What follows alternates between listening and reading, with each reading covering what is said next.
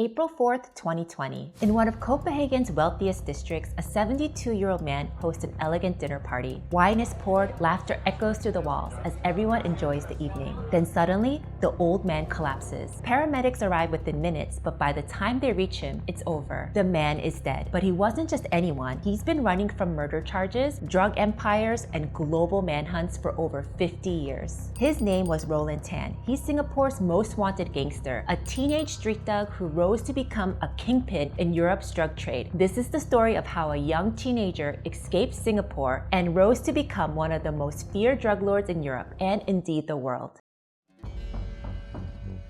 Roland Tan Tong was born around 1948. Back then, Singapore wasn't the gleaming tech hub you know today. It was rough. Crowded kampongs or traditional villages where poverty and violence simmered just beneath the surface. By his teenage years, Tan had earned a nickname on the streets. He wasn't the biggest, he wasn't the toughest, but he had something more dangerous. He was sharp and ambitious. Since he was a kid, Tan showed a kind of business savvy, just the underworld kind. Going from shop to shop demanding protection money, payments made out of fear, not by choice. If anyone refused, he made sure they regretted it. Word of his tactics spread fast, and soon, even rival gangsters across Singapore knew his nickname. It was a turbulent era. Singapore had only recently gained independence in 1965, and gangland turf wars was still flared even as the new government vowed to clamp down on organized crime. In this volatile underworld, Roland Tan quickly learned the codes of loyalty and vengeance that governed street life. By his early 20s, he had been arrested at least once and was deeply entangled in gang conflicts. It was during the time that the feud with the rival group reached its violent climax on a fateful night in October 1969. Tan and his associates allegedly targeted Lam Seng Siu, a member of a rival gang, in a bid to settle scores. According to reports, Tan and another gangster chased Lam through the city before cornering him. The resulting attack was brutal, and Lam was fatally stabbed multiple times as the attackers showed no mercy. A friend of Lam's, popular singer Lim Kao Ho, was left seriously injured in the fray. In the aftermath, facing almost certain arrest and in Singapore a potential death sentence, the 21-year-old gangster fled the country overnight. With the help of his gang contacts, Tan slipped through the borders into Malaysia and then onward to Europe. Singapore authorities reacted swiftly. Once Tan disappeared, he shot to the top of Singapore's most wanted list in the early 1970s, with police placing a 2,000 Singaporean dollar bounty on his head, a hefty sum for the time. For most refugees, that's where the story ends, a life on the run, always looking over his shoulder, waiting for the knock on the door. But Roland Tan, he was just getting started.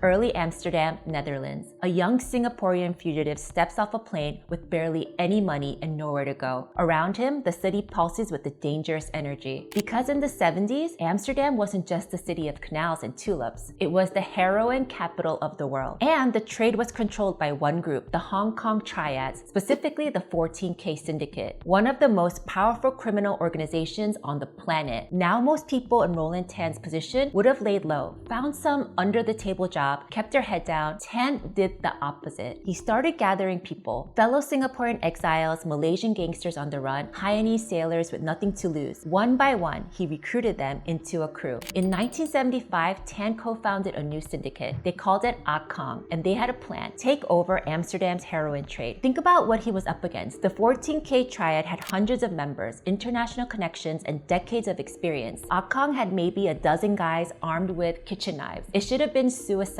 But Tan has something the Triad didn't expect: absolute fearlessness. Here's what happened next, and this part sounds like a movie, and it's real. Kong began launching surprise attacks in Amsterdam's Chinatown. They didn't play by the old rules of territory and negotiation. They went straight for the throat. One by one, prominent 14K leaders started turning up dead. Assassinations, cold-blooded hits, each one sent shockwaves through the underworld. The Triads tried to retaliate, but Tan's crew fought with a desperation the established gangs had forgotten. These were men with nothing to lose. And by 1976, the impossible happened. The 14K Triad, the most powerful drug syndicate in Europe, was gone, driven out of Amsterdam entirely, along with the Taiwanese gangs, the Thai syndicates, all of them.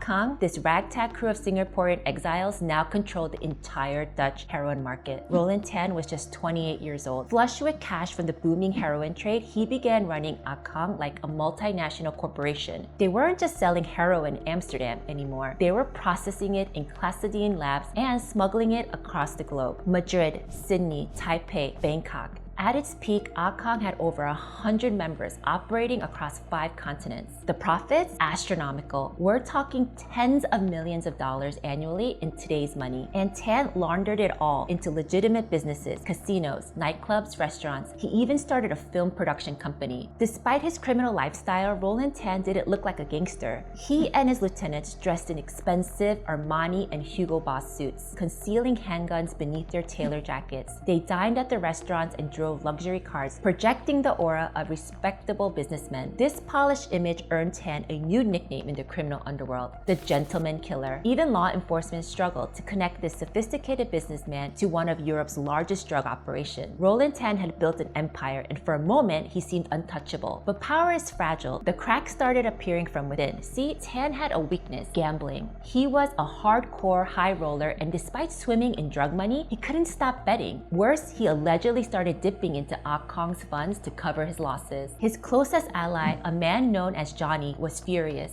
Johnny had been instrumental in Akong's rise. Some say he was the mentor that helped Tan get started, the one with all the connections. But Tan's reckless gambling drove a wedge between them. The brotherhood was shattered. In the late 1970s, Johnny left Akong and fled to Bangkok to start his own operation. But in 1977, Johnny was caught in a gunfight in Thailand. Shortly after, he was arrested in Sweden with a massive heroin stash. The rumor in the underworld is that Roland Tan betrayed him, tipped him off to the authorities, eliminating a rival and former friend in one move. We'll never know if it's true, but the message was clear: no one was safe. But Johnny's arrest led investigators to dig deeper. Within months, law enforcement across continents was closing in. In 1978, a massive international anti-narcotics operations targeted the Akong syndicate. Authorities seized huge quantities of heroin and arrested scores of Akong members and associates from Singapore to Malaysia to the Netherlands, and once powerful gang was disseminated virtually overnight. The empire Roland Tan built began to crumble. But incredibly, Tan himself once again managed to do what he had done a decade earlier in Singapore. He slipped away before the jaws of justice could close on him.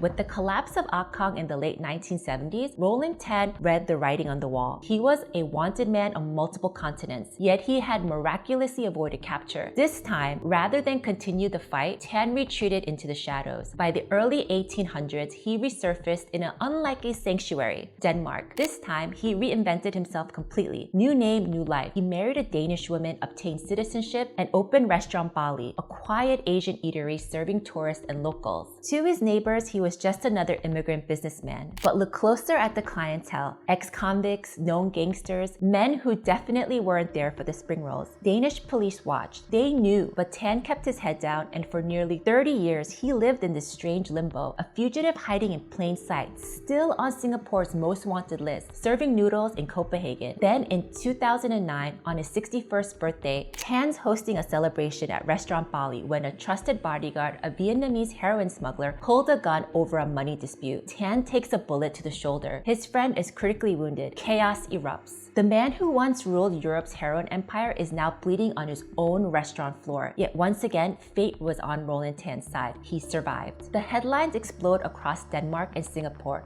Police investigate. Singapore authorities circle again. Tan doesn't wait to see what happens next. He shuts down the restaurant, flees to Cambodia, and disappears into Southeast Asia. But by 2019, in his early 70s, and perhaps feeling the weight of age, he decided to return to Denmark once more. After all, Copenhagen had been the closest thing to home, and for a few quiet months, the 72-year-old fugitive lived peacefully in the city that has sheltered him for half his life, until April 4th, 2020, the dinner party, the sudden collapse, and the heart attack. Roland Tan, the teenage killer, the drug kingpin, Singapore's most wanted, died in his luxury apartment. When the news reached Singapore, it felt like closing a book that had been left open for 51 years. Roland Tan, the ghost, the legend, the one who got away, was finally gone. He built an empire while half the world hunted him, lived in plain sight as Singapore's most wanted. In the end, time killed him before justice could.